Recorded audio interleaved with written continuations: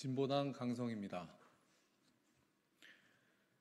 또다시 거부권 운운인가 시대착오적인 인식으로 국회와 국민을 겁박하고 있는 국가보훈부 이완 차관을 즉각 경질하십시오. 25일 국가보훈부 관계자가 23일 국회 정무위원회에서 본회의로 회부된 민주유공자 예우에 관한 법률안에 대해 윤석열 대통령에게 거부권 행사를 건의하겠다고 밝혔습니다. 또다시 거부권인가? 4월 10일 총선 결과를 한마디로 요약하면 거부권을 남발한 대통령을 국민이 거부한 것입니다. 검찰을 앞장세워 검찰 독재를 일삼아온 윤석열 정권에 대해 국민들이 준엄한 심판을 내린 것입니다. 그런데 국가보훈부는 아직도 정신을 차리지 못하고 또다시 대통령 거부권 운운하는 작태를 보이고 있습니다. 윤석열 정권은 정말 탄핵의 명분을 스스로 쌓고자 하는지 묻지 않을 수 없습니다. 역사를 제대로 기억하지 않는다면 앞으로의 미래도 기대할 수 없습니다.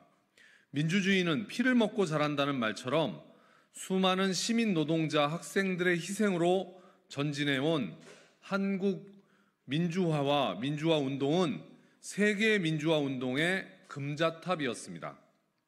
군부 독재 권위주의 통치에 항거하여 국민의 기본권을 지키기 위해 피를 흘려가며 싸웠고 대한민국 민주헌정질서 확립에 혁혁한 공헌을 했습니다. 이들이 흘린 피가 있었기에 오늘의 대한민국이 있었던 것입니다.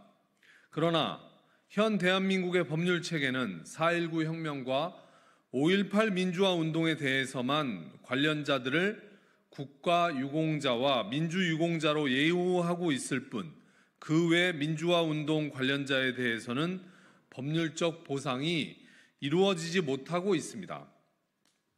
민주주의라는 대의를 위해 개인의 안위와 생명까지도 포기한 이들을 민주화 운동 관련자라는 애매한 이름으로 국가가 책임져야 할 부분을 회피해 왔다고 할 것입니다.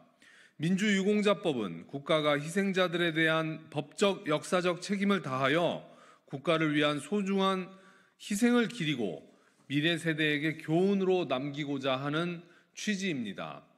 그러나 시대착오적인 인식에서 한 발도 벗어나고 있지 못하는 국가보훈부와 이완 차관은 법안 통과에 따른 혼란이 발생할 경우 야당 책임이 크다느니 심사 기준이 모호하다느니 민원을 제기하는 등 쟁송이 끊이지 않을 것이라느니 헛소리를 늘어놓고 있습니다.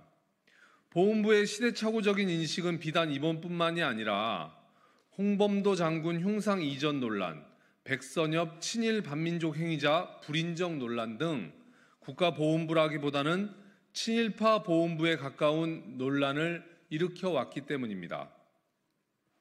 국가보훈부가 시대착오적인 인식에서 벗어나 보훈부다운 역할을 할 것을 촉구하면서 윤석열 대통령은 시대착오적 인식의 정점에 서 있는 국가보훈부 이완 차관을 즉각 경질해야 할 것입니다.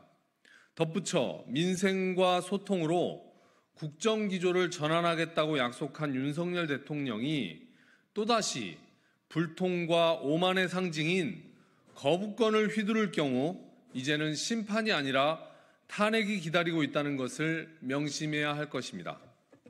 고맙습니다.